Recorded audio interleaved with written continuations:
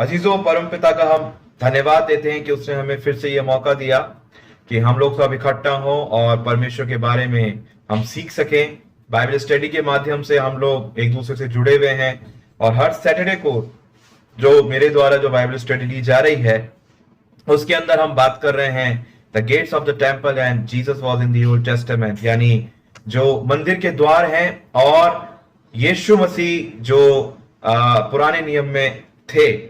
और हमने बहुत सारी चीजों को देखा, मंदिर के निर्माण को देखा और हम गेट्स की सिग्निफिकेंस मीनिंग को भी हम देखते हुए आ रहे हैं कि वास्तव में इनका क्या मतलब है। यीशु मसीह के उन दावों को भी हम देख रहे हैं जो दावे प्रभु यीशु मसीह ने अपने जीवन काल में किए और वो सारे दावों को यीशु ने पूरा किया।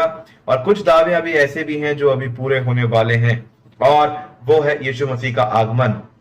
और हमने पिछले सैटरडे को हमने शीप गेट तक देखा था, भेड़ द्वार तक देखा था और हमने ये भी देखा था कि उसके अंदर यीशु मसीह का जो दावा है वो कैसे सिद्ध होता है। आइए हम आगे के 3 गेट जो आखिरी गेट है वो देखेंगे और आज आखिरी भाग है इस बाइबल स्टडी का। फिर हम एक नया टॉपिक शुरू करेंगे और उस टॉपिक के अंदर हम ये भी देखेंगे कि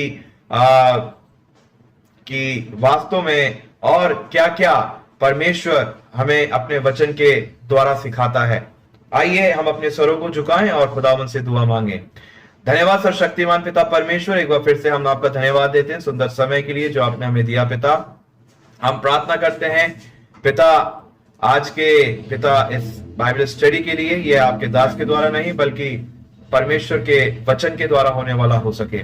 और पिता आपका पवित्र आत्मा भेजें ताकि जो कुछ हम करते हैं, जो कुछ सीखते हैं, वो सब आपको ग्रहण योग्य हो। धन्यवाद देते हैं यीशु, आपने हमारी प्रार्थनाओं को सुना। इस प्रार्थना को यीशु के नाम से मांगते हैं, आमीन। अजीजों, जब हम बात करते हैं द फिश गेट की, जो नेहमिया 3:3 के अंदर पाया जाता है, जहां पर यह लिखा हुआ है the fish gate did the sons of Hassenaah build, who also laid the beam thereof and set up the beam thereof and also set up the doors thereof, the locks thereof and the bars thereof। और हिंदी में यहां लिखा हुआ है कि फिर मछली फाटक को हसन्ना के बेटों ने बनाया, उन्होंने उसकी कड़ियां लगाई और उसके पल्ले, ताले और बेड़े लगाई। और यहां पर जब हम बात करते हैं फिश गेट की, the gate was the fish gate the next to the sheep gate, यानी ये भेड़ के द्वार के बाद ये एक गेट आता था उस मंदिर के अंदर। जब हम देखते हैं यहाँ पर जो पहले का कॉन्टेक्स्ट अगर हम देखते हैं तो मछुआरे हुआ करते थे और वो जो मछुआरे होते थे वो इस गेट के द्वारा आया जाया करते थे और अपनी मछलियों को वो यरूशलेम के अंदर सेल किया करते थे, यानी उनको बेचा करते थे, जिससे कि उनकी आर्थिक आमदनी हुआ करती थी। फिर अगर हम लॉजिकल बात करें, the general and logical assumption is that this gate was near the fish market of Jerusalem.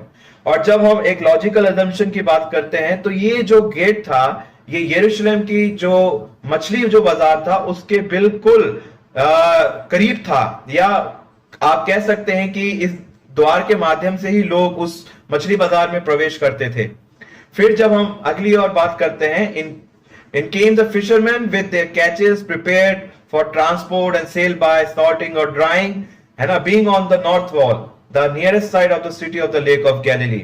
और जब हम इसकी बात करते हैं कि जो मछुआरे थे वो आते थे और अपने जो मछली है ना, उनको ड्राई करते होंगे या फिर उनको सेल के लिए यानी उसको बेचने के लिए प्रिपेयर करते होंगे।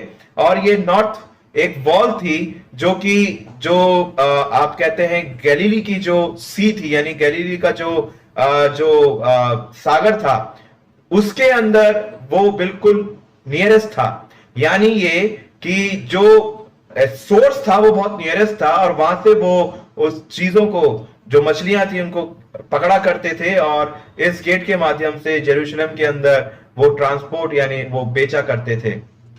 और it was convenient for those bringing in fish and also convenient if any came from the Jordan or from most parts of the Mediterranean coast। अब जैसा मैंने आपको बताया ये बिल्कुल उन मेडिटेरियन कोस्ट या फिर जॉर्डन नदी इनके बिल्कुल पास हुआ करते थे। बहुत ही कन्वीनियंट सोर्स हुआ करता था, बहुत ही आसान सोर्स हुआ करता था जहां से उनको कुछ जद्दोजहद नहीं करनी पड़ती थी और वो उस चीज को लेकर आते थे। मगर यहां पर जो यीशु मसीह का दावा, मेन चीज है यीशु मसीह का जो दावा था कि follow me and I will make you fishers of man, यानी मेरा अनुसरण करो या मेरे पीछे हो लो और मैं तुम्हें मनुष्य को पकड़ने वाला मछुआरा बनाऊंगा, मतलब मनुष्य को पकड़ने वाला बनाऊंगा। और ये पाया जाता है मत्ती रचित सुसमाचार उसका 4 अध्याय 17 से 20 वचन तक। और जब हम देखते हैं why was this gate under the inspiration of God second in the line next to the sheep gate, सबसे महत्वपूर्ण क्वेश्चन ये है कि ये परमेश्वर की प्रेरणा से क्यों ये आधारित था या क्यों प्रेरित था, और ये क्यों शीप गेट के बिल्कुल अगला द्वार ये हुआ करता था। जब हम यीशु मसीह की इलस्ट्रेशन को देखते हैं, when we look at the illustration of the Lord Jesus Christ seen in this passage, as we read of the well-used gate, we naturally think of fish and the trade of fishing. यानी वही जो मैंने बताया, मछलियों को बेचना, उनको cell करना, वो मेन चीज थी। In his call of fisherman, Jesus symbolically reminded us what every Christian to a greater or smaller extent must undertake for the Lord. यानी यहां पर जो ये बात यीशु मसीह ने अपने चेलों को सिखाई एक दावे के रूप में, वो ये बताती है कि एक मसीह होने का जो मतलब है वो सिर्फ सेल करना या बेचना या वो नहीं, बल्कि असली मतलब यह है कि मनुष्यों को प्रिपेयर करना, यानी मनुष्य जो है उनको प्रभु परमेश्वर के बारे में, प्रभु यीशु मसीह के बारे में बताना और उस सुसमाचार को बताना जो कि परमेश्वर ने पहले से ही इस जगत के लिए रख छोड़ा था। और वो सुसमाचार उद्धार है, वो सुसमाचार है छुटकारा, जो परमेश्वर ने पहले से ही निर्धारित कर दिया था कि मेरा एक मसीह आएगा, यानी मेरा बेटा आएगा एक मसीह के रूप में संसार को छुटकारा देने के लिए उनके पापों से।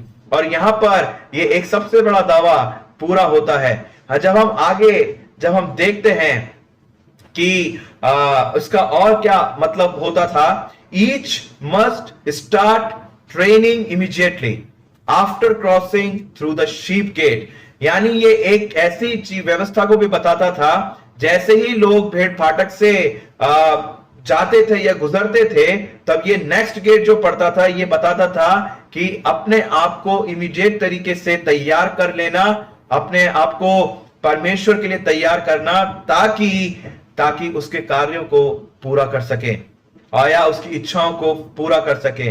यहां पर मतलब ये नहीं था सिर्फ फिशिंग के लिए या मछली पकड़ने के लिए नहीं, मगर यहां पर मनुष्यों के लिए मतलब था first occupation for which he prepared his disciples. सबसे पहला जो यीशु ने अपने चेलों को प्रिपेयर किया, उनको तैयार किया, वो मनुष्यों को पकड़ने के लिए किया, ना कि इस भौतिकवाद को या इस संसारिकता को, बिल्कुल भी नहीं। और इसलिए यीशु कहते हैं follow me and I will make you fishers of man, यानी मेरे पीछे हो लो, मैं तुम्हें मनुष्यों को पकड़ने वाला बनाऊंगा। It is appropriately built next to the sheep gate. The spiritual meaning of the fish gate is there, that after the sheep gate, redemption in the blood of the Lord Jesus begins fishing of man. यहां पर सीधी सी बात है, sheep gate में मैंने आपको पिछले Saturday को बताया था, कुर्बानियां दी जाती थी, है ना, कुर्बानियां दी जाती थी, उसके लहू को छिड़का जाता था जिससे कि उनके पाप क्षमा किए जाते थे। और यहां पर बिल्कुल यही चीज है कि जैसे ही हम जब यीशु मसीह के लहू को अपने ऊपर ढांक लेते हैं, अपने ऊपर लगा लेते हैं, हमारा छुटकारा होता है। और वो ही जो छुटकारा है वो एक ऐसी मिनिस्ट्री को शुरू करता है या सेवकाई को शुरू करता है कि हम भी दूसरे मनुष्यों को परमेश्वर के उस राज्य के लिए जीत सकें, उसको भी उस लहू के अंदर ढांक सकें, या उसको भी ये प्रिविलेज दें कि वो भी यीशु मसीह के लहू में ढांका जाए। In other words, preaching of the gospel about the Lord Jesus Christ said that he will make from his disciples fisher of man, यानी अपने चेलों में से वो बनाएगा, है ना, मछली को मनुष्य को पकड़ने वाला। The fish gate means the preaching of the gospel and fishing the man to the kingdom of God. यहां पर जो इस द्वार का मतलब है, स्पिरिचुअल मीनिंग जब हम देखते हैं, ये है कि सुसमाचार को प्रचारित करना, सुसमाचार को देना, उस सुसमाचार को बताना और मनुष्यों को परमेश्वर के राज्य के अंदर लेकर आना, या उनको ये अवसर देना कि वो भी यीशु मसीह को मानते हुए, उसके पीछे चलते हुए, उसको अनुसरित करते हुए वो भी परमेश्वर के राज्य के सहभागी हो जाएं। सिर्फ ये कहना कि हम परमेश्वर के राज्य के सहभागी हैं, ये मनमाना है अजीजों। और उसके लिए हमारे कार्य भी दिखाने वाले होने चाहिए। अगर हमारे कार्य दिखाने वाले नहीं है, मैं हमेशा फोकस करता हूं हमारे एक्शन से, और अगर हमारे कार्य दिखाने वाले नहीं है तो आप पुलपिट पे, मोबाइल पे, या आप गली कूचों के अंदर खोल कर आप प्रीच कर सकते हैं कि हम परमेश्वर के हैं। अगर आपके कार्य आपके मिनिस्ट्री से नहीं झलकाए जाते या जोड़े जाते या दिखाए जाते, तो आपकी सेवकाई मनमानी है, आपकी सेवकाई व्यर्थ है। और इसी तरीके से जब हम परमेश्वर पिता के पीछे चलते हैं, यीशु मसीह के लहू को अपने ऊपर लगा लेते हैं, तो एक ऐसा पावर परमेश्वर देता है यीशु मसीह पवित्र आत्मा के द्वारा, कि उस पावर के द्वारा, उस सामर्थ के द्वारा इस संसार में, उस कम्युनिटी के अंदर परमेश्वर की इच्छा जाहिर हो जाती है और एक ऐसी क्रांति आती है जिसकी किसी के साथ तुलना नहीं की जाती। और वो क्रांति है हृदयों का परिवर्तन, वो क्रांति है आत्माओं का जीतना, वो क्रांति है छुटकारा, चंगाई, और वो क्रांति है यीशु मसीह। और यीशु मसीह के पीछे हमारे अपने जीवन को दे देना। और यहां पर ये फिश गेट का जो मतलब था, next to the sheep gate, इसका ये मतलब था।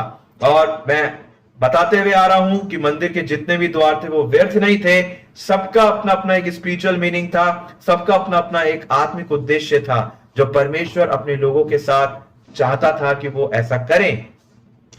10वां जो हम गेट देखते हैं वो देखते हैं द ईस्ट गेट, यानी पूर्वी द्वार, जो नेहमिया 3:29 में पाया जाता है। और यहां पर साफ साफ लिखा हुआ है, after them repaired Zadok the son of Immer over against his house, after him repaired also Shemaiah the son of Shekaniah the keeper of the east gate। और यहां पर साफ साफ लिखा हुआ है, इनके बाद इमेर के पुत्र सादोक ने अपने घर के सामने मरम्मत की, और तब पूर्वी फाटक के रखवाले शकनाया के पुत्र समया ने मरम्मत की। और यहां पर जब हम देखते हैं, the east gate is the place where the Lord Jesus the Messiah of Israel arrives। यानी अगर आप जकरिया यानी जकरिया उसका 14वां अध्याय उसके 4थे वचन में जब आप देखेंगे, तो यहां पर आप देखेंगे कि ये जो पूर्वी जो द्वार है, और मान्यता ये थी कि इस पूर्वी द्वार के माध्यम से यीशु मसीह का, और जो मसीह के रूप में है, उसका दोबारा आगमन होगा। And his feet shall stand in the day upon the Mount of Olives. और यहां पर यह भी मेंशन है कि जो माउंट ऑफ ऑलिव्स है उसका पैर वहां पर स्थिर होगा, which is before Jerusalem on the east. और जब आप इसको जोड़ते हैं तो आप ये भी देखेंगे कि जो यरूशलेम का जो पूर्व का जो दिशा है उसके पहले ये आता है। And the mount olives shall cleave in the midst thereof toward the east and toward the west, and there shall be a very great valley, and half of the mountain shall remove toward the north and half of it toward the south। यहां पर ये जो चीज है, अगर हम इसका spiritual meaning देखते हैं, इसका स्पिरिचुअल मीनिंग है the gate is returning of the Messiah and waiting on the Lord Jesus. Spiritual meaning सिर्फ इतना सही है अजीजों कि यहां पर यीशु मसीह के उस आगमन का, यहां पर जो वायदा परमेश्वर ने किया अपने लोगों के साथ, उनकी जो बिलीफ है, उनकी जो विश्वास है, वो इस विश्वास को दर्शाता है। और जब आप रेवलेशन चैप्टर 22:20 पढ़ते हैं, यानी 22 के 20 में जब आप पढ़ते हैं, और यहां पर लिखा हुआ है, he which testified these things said, surely I come quickly, amen, even so come Lord Jesus। और यहां पर ये क्यों बोलता है यूहन्ना, यहां पर वो इसलिए बोलता है क्योंकि उनकी सबकी ये मान्यता थी कि यीशु ने जो दावा किया, जो बोला कि I will be returning back, मैं वापस दोबारा आ रहा हूं और तुम तैयार रहना। इसलिए ये जो दावा जो यीशु ने किया, ये तब से ये मान्यता चली हुई आती है। और 21st सेंचुरी अभी की जो है, और आप और मैं जब न्यू जनरेशन है ना, तो इस दावों के ऊपर हमारी आशा है। आप में से क्या कोई ऐसा मसीह है जो दावों की पुष्टि नहीं करता यीशु मसीह के, या विश्वास नहीं करता एक बार जो चला गया वो कैसे आएगा? बाइबल में एक एक बिंदी, उसको अगर आप देखें, एक एक बिंदी जो है वो सब पूरी होनी है, और हो चुकी है और हो रही है। और इसी तरीके से यीशु ने जो दावा किया था कि मैं आऊंगा, तो वो पूर्वी गेट को, यानी उस पूर्वी द्वार को, फाटक को दर्शाता है। और वो उस दावे का प्रतीक है जो, और उस विश्वास का प्रतीक है जो यहूदी लोग यीशु मसीह पर, जो यीशु मसीह के पीछे हो लिए थे, वो करते थे। Perhaps in Jewish community it is also called as the golden gate or the gate of mercy। और अगर आप यहूदियों की बात करें तो शायद यही पूर्वी जो द्वार है, वो पूर्वी द्वार, ये एक गोल्डन गेट के बारे में बताता है। गोल्डन गेट यानी सुनहरा द्वार, और द गेट ऑफ मर्सी यानी अनुग्रह का द्वार, क्योंकि यीशु मसीह का जब आगमन होगा तो वो अनुग्रह ही होगा। अनुग्रह पे अनुग्रह, यानी जब यीशु आएगा तो अपने अनुग्रह के साथ, अपने जलाल के साथ आएगा, और अपने लोगों को, जो उसके वफादार रहे हैं, जो उसके साथ फेथफुल रहे हैं, जो उसके साथ विश्वास योग्य रहे हैं, वो उनको अपने साथ लेकर जाएगा और उनको एक ऐसा राज्य देगा जो उसका है। यानी हमारा राजा यीशु होगा और हम सब उसकी प्रजा होंगे। और अजीजों, जब ये चीज मैं सोचता हूं तो कितनी एक अद्भुत बात ये लगती है। लोग द बुक ऑफ रिवलेशन से डरते हैं। वो क्यों डरते हैं? कि एक बार मैंने किसी से पूछा, भाई आप में भय क्यों है? तो उन्होंने कहा कि अभी तो मैंने क्या किया, कुछ भी नहीं किया। अभी तो मुझे मेरे बच्चों को देखना है, अभी तो उनके बच्चों को देखना है, बहुत सारी चीजें यहां पर आती हैं। तो मैंने बोला कि जब यीशु आ जाएगा तब तो हमारा एंड ही हो जाएगा, संसारिकता से एंड हो जाएगा, है ना। और जब यीशु के राज्य में जब हम सब जाएंगे, और उसके राज्य में जब हम इबादतों को करेंगे, एक साथ रहेंगे, ना जहां पर दुख है, ना तकलीफ है, ना दांतों का पीसना है, ना रोना है, ना आंसू है, ना गम है, कुछ भी नहीं है, सिर्फ और सिर्फ आनंद और हर्ष होगा। यही चीज अजीजों हमें देखना है ना, जो हमारे विश्वास को यीशु पे दिखाता है। ये हमारा एक ऐसा प्रतिसूचक है, एक ऐसा चिन्ह बन जाता है कि जिसके द्वारा हम यीशु को देखते हैं, उसकी उपस्थिति को अपने जीवन में महसूस करते हैं। और यहां पर हम ये अपने आप को जांचते हैं कि क्या हम विश्वास में खरे हैं, क्या हमारा विश्वास यीशु मसीह पर है, सच्चा है या दृढ़ है, या सिर्फ हम बोलने वाले हैं, करने वाले नहीं। ये हमारे लिए चॉइसेस हैं, ये हमारे लिए एक प्रश्न चिन्ह या एक आप कह सकते हैं चुनाव हमारे सामने है। इसलिए अजीजों, यहां पर जो ये 10वां गेट था, ये भी एक प्रतिसूचक था, जहां पर लोगों को, कम्युनिटी को अपने आप को जांचना था, परखना था, और ये आशा रखनी थी कि हां, परमेश्वर ने जो वायदा किया एक मसीह के रूप में आने के लिए दोबारा, क्या वो वायदा उनके जीवन में पूरा होगा या नहीं होगा। और ये चीज आज हमें 21st सेंचुरी में भी जांचने की आवश्यकता है। क्या यीशु ने जो हमारे साथ वायदे किए, क्या पूरे होंगे या नहीं होंगे? क्या आज हमें अभी भी ऐसे द्वारों की जरूरत है?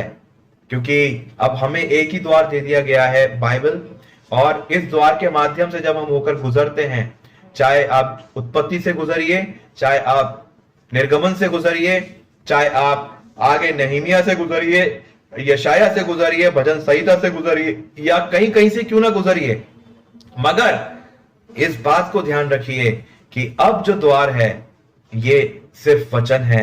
और जब हम इसमें से होकर गुजरते हैं तो मानो एक सोना जिसको ताया जाता है, जिसको कई प्रकार के आग से या फर्नेस से निकाला जाता है, उसी तरीके से जब हम अपनी आत्मा को, प्राण को, देह को परमेश्वर के साथ लॉलीन कर लेते हैं या उसके साथ जोड़ देते हैं, तो ऐसे ही हम खरे बनते जाते हैं, खरे बनते जाते हैं, जो परमेश्वर को ग्रहण योग्य होता है। और आखिरी जो हम गेट देखेंगे वो है द गेट मिफ्खात, जिसका मतलब मैंने बताया नंबरिंग और सेंसस। ये पाया जाता है नेहमिया 3:31 के अंदर, और यहां पर लिखा हुआ है,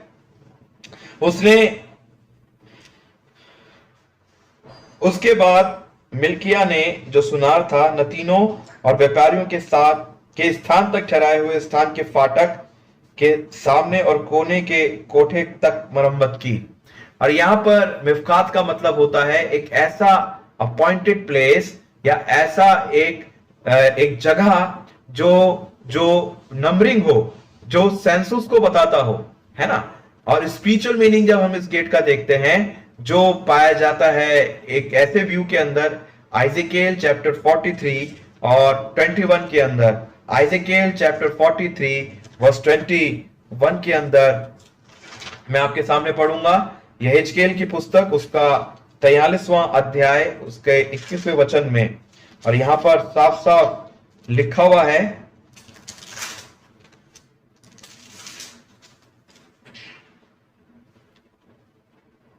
तब पाप बलि के बछड़े को लेकर भवन के पवित्र स्थान के बाहर ठहराए हुए स्थान में जला देना। अब यहां पर क्या है, thou shalt take the bullock also of the sin offering and he shall burn it in the appointed place। मिफ्खात लिटरल मीनिंग जब हिब्रू के अंदर जब हम पढ़ते हैं मिफ्खात के बारे में, तो वो है appointed place of the house without the century, appointed place of the house without the century. और वहां पर स्पिरिचुअल मीनिंग है where is presence of God and his forgiveness by the blood and offering of the Lord Jesus. यहां पर ये एक ऐसा स्थान, एक ऐसा चुना हुआ स्थान था या है जो दर्शाता है परमेश्वर की उपस्थिति के बारे में, उसके दया के बारे में, उसके छुटकारे के बारे में, उसके क्षमा याचना के बारे में, जो कि प्रभु यीशु मसीह के लहू के द्वारा ही और उसके त्याग के द्वारा ही यह संभव हो पाया। और यहां पर बहुत सारी ऐसी बातें हैं इस गेट के लिए, जबकि ये एक ऐसा स्थान है जहां पर परमेश्वर चाहता है कि हम लोग आए और अपने आप को खाली कर आए। We should be empty ourselves and come to the presence of God। और हमें अपने आप को खाली कर आना ही है, पापों का पश्चाताप कर आना है, कन्फेशन के साथ आना है। और मानो, क्योंकि बाइबल के अंदर ये लिखा हुआ है कि जब हम अपने पापों का अंगीकार करते हैं तो परमेश्वर विश्वास योग्य हमें क्षमा करने के लिए। और कितनी ये अद्भुत बात है कि वास्तव में परमेश्वर क्षमा योग्य है, चाहे पाप कैसे क्यों ना करें, है ना। मगर परमेश्वर हमारे दिलों को देखता है। और यही एक अपॉइंटेड जो प्लेस था, जब हम पाप बलि जब चढ़ाते थे, है ना, और जो लोग थे जब पाप बलि को चढ़ाते, पाप बलि क्या होती थी?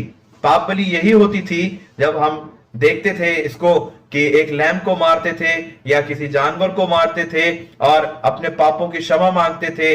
वो उसको एक प्रतिसूचक था कि तुम्हारा जो मीडिएटर है वो तुम्हारे बिहाफ पर अपने प्राणों को देकर वो परमेश्वर से क्षमा को तुम्हारे ऊपर लाता है ना। और इसी तरीके से जब हम अपॉइंटेड प्लेस की बात करते हैं, मिफ्कात की बात करते हैं, तो आज इस युग के अंदर अपॉइंटेड प्लेस वो ही है जहां पर हम अपने आप को तोड़कर अपने आप को खाली कर आते हैं और वहीं पर हम परमेश्वर की उपस्थिति को अपने जीवन में जानते हैं, उसकी उपस्थिति को हम अनुभव करते हैं, उसकी क्षमा को हम अपने ऊपर लेकर आते हैं और अपनी संतानों के ऊपर भी लेकर आते हैं। और जब हम ये जानते हैं, अपने दिलों में रखते हैं कि यीशु मसीह ने जो जो प्रबल दावे किए वो सब पूरे किए, और हर एक दावा उस मंदिर के फाटकों को दर्शाता है। यानी यीशु मसीह पुराने नियम से लेकर अभी तक हमारे साथ रहा है, रहेगा, और हमारे साथ उसकी उपस्थिति निरंतर बनी रहती है। और ये कितनी अद्भुत बात है अजीजों कि ये जो जितने भी जो गेट्स थे ये एक प्रतिसूचक हुआ करते थे और लोगों को उनके बारे में ये बताया करते थे। और आज जब हम अपने आप को जांचते हैं परखते हैं, जब एक सच्चाई के शीशे में जब हम अपने आप को देखते हैं, तो वो सच्चाई का शीशा है पवित्र शास्त्र, बाइबल। जब हम बाइबल को पढ़ते हैं तो हम ये देखते हैं कि हम कितने पापी हैं। जब यशाया एक बहुत बड़ा नबी, आप जानते हैं, बहुत बड़ा नबी हुआ, जब वो कहता है कि मैं अपने अशुद्ध होठों से उस महापवित्र का नाम लेता हूं, तो आप सोचिए, वो तो परमेश्वर के प्रेजेंस में निरंतर रहते थे, तो आप और मैं कितने बड़े पापी होंगे। क्या आज हम परमेश्वर की उपस्थिति को अपने जीवन में महसूस करते हैं?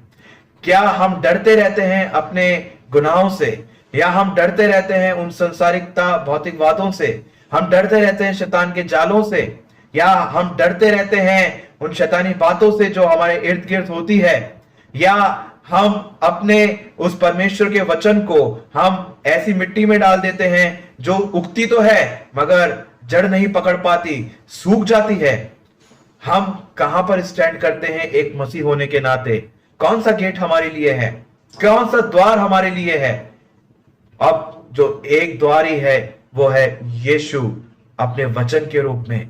और मैं आपसे ये दावे के साथ कहता हूं अजीजों, कि जिस दिन यीशु को हमने सच्चे रूप से ग्रहण कर लिया, मैं ये नहीं कह रहा कि हमने ग्रहण नहीं किया, सच्चे रूप से ग्रहण कर लिया, उस ग्रहणशीलता की अगर हमने उसको जाना, उसको अपने दिल से जाना, तो मैं आपको यकीन के साथ कहता हूं, आप यीशु को अपने साथ चलता हुआ पाओगे, आप यीशु को अपने साथ चलता हुआ महसूस करोगे।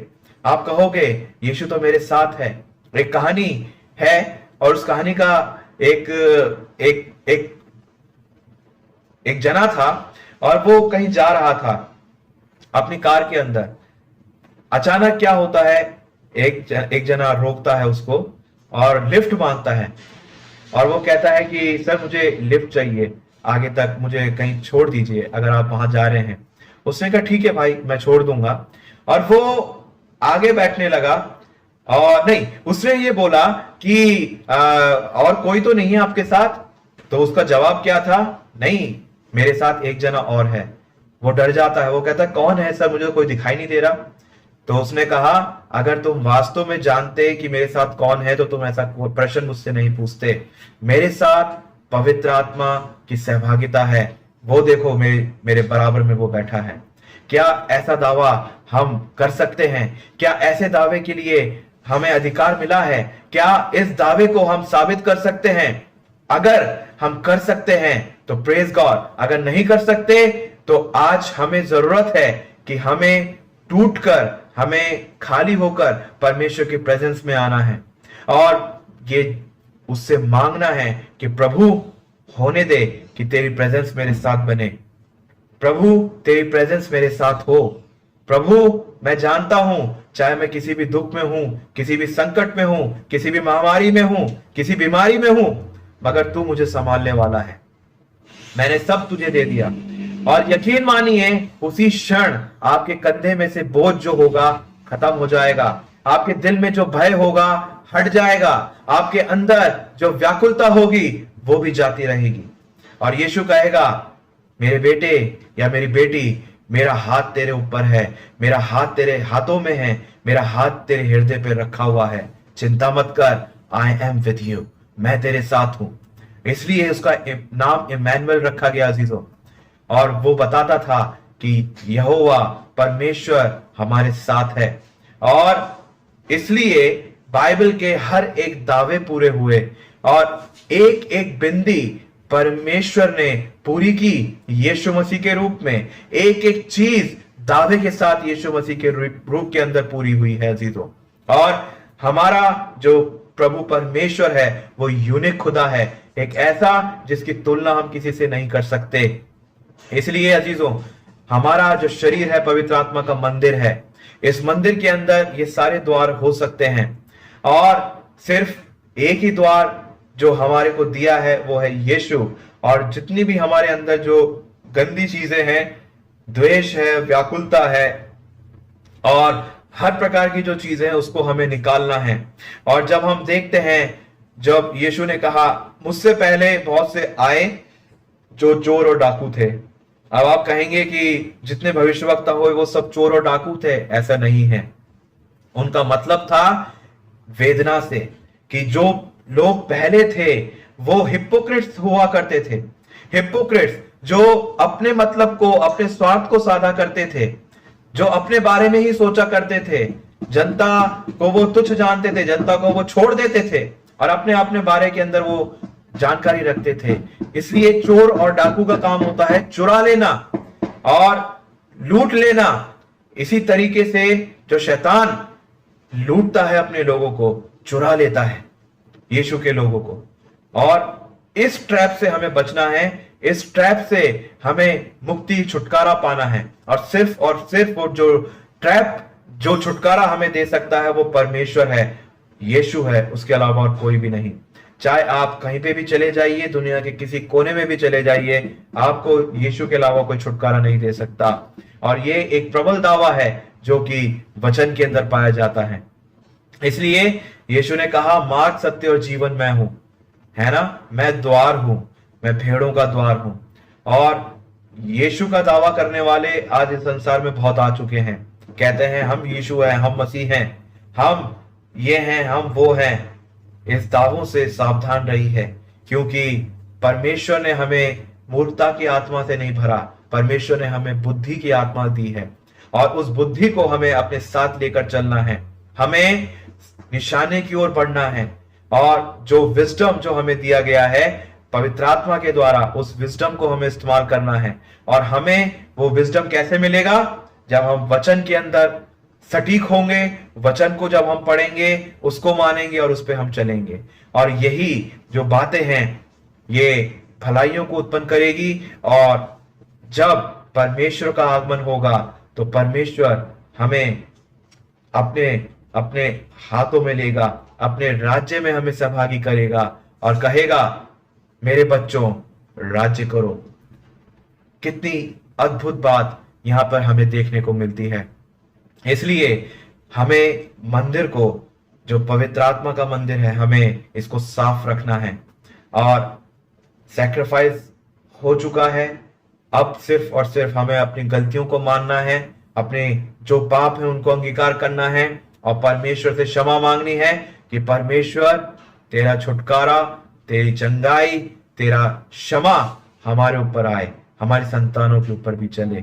और यही जो यीशु हैं, ये पुरातन काल से, ये सिर्फ बाइबल में ही नहीं, हर एक उस वेद के अंदर भी मेंशन है, जो वेद, जो ग्रंथ हैं। और यीशु मसीह पुरातन काल से अपने लोगों के साथ थे, हैं और अभी भी वो हमारे साथ हैं और रहेंगे। ये चीजें हमें सोचने की आवश्यकता है अजीजों। और ये जो बाइबल स्टडी है, ये टॉपिक हम आज समाप्त करते हैं। और मुझे आशा है कि परमेश्वर ने बहुतायत से इस टॉपिक के माध्यम से, इस बाइबल स्टडी के माध्यम से हम सबको आशीषित किया होगा। और हम एक दूसरे से सीखते हैं, क्योंकि एक अच्छा व्यक्ति वही होता है जो हमेशा सीखता रहता है और उसको अपने जीवन में अप्लाई करता है।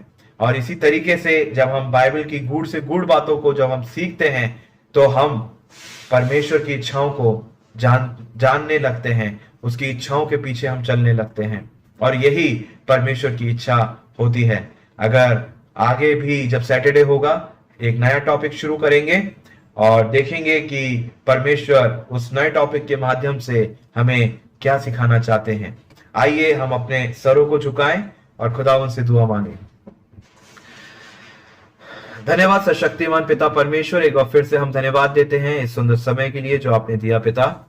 आज जो कुछ भी हमने सीखा पिता होने दीजिए कि ये हमारे जीवन में एक फलवंत बीज की नाई काम करे, ताकि जो कुछ आज हमने सीखा है और हम सीखते हुए आ रहे हैं पिता, चाहे वो बाइबल स्टडी के माध्यम से हो, चाहे वो सरमन के माध्यम से हो, चाहे वो किसी के भी माध्यम से क्यों ना हो पिता, वो हमारे जीवन में घर करे और आपकी उपस्थिति को हमारे जीवन में लाने वाली हो सके पिता। और पिता, जितने भी व्यूअर्स हैं, हमारे चर्च, हमारे पासबान, हम सबको हम आपके हाथ में देते हैं। सबको आप आशीषित करें पिता और होने दें जो कुछ हम करते हैं आपकी महिमा के लिए हो। धन्यवाद पिता, आपने हमारी प्रार्थनाओं को सुना। हम इस प्रार्थना को आपके इकलौते बेटे हमारे उद्धारकर्ता प्रभु यीशु मसीह के मधुर और मुबारक नाम में होकर मांगते हैं, जिसने ये प्रार्थना करना हमें सिखाया। आए हमारे बाप, तू जो आसमान पर है, तेरा नाम पाक माना जाए, तेरी बादशाहत आए, तेरी मर्जी जैसे आसमान पे पूरी होती है जमीन पर भी पूरी हो। हमारी रोज की रोटी आज हमें बख्श दे, जिस तरह हम अपने कसूर वालों को माफ करते हैं, तो भी हमारे कसूरों को माफ कर।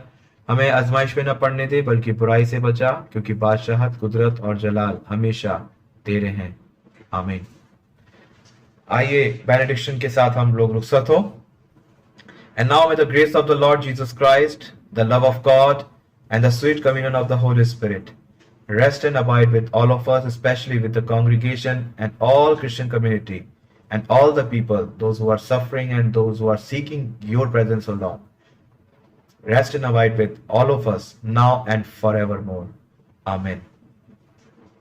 परमेश्वर आप सबको आशीष दे। May God bless you all.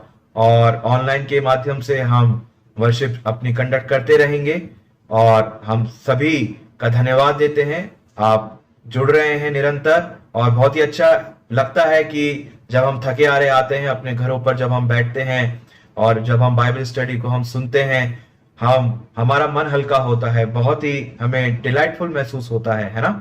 और ये बहुत ही अच्छा है। निरंतर आप जुड़े रहें और टाइम टू टाइम जब बड़े पादरी साहब, हम सब जब बाइबल स्टडी जब हम कंडक्ट करते हैं तो आप लोग सब जुड़े, देखें और परमेश्वर की ब्लेसिंग्स को आप लें। और संडे वर्शिप के अंदर भी आप लोग सब ऑनलाइन हमारे साथ सहभागी होते हैं, इसके लिए भी हम धन्यवाद देते हैं। और हम आशा रखते हैं कि परमेश्वर आप सबको ठीक रखे, परमेश्वर आप सबको आशीष दे। Thank you.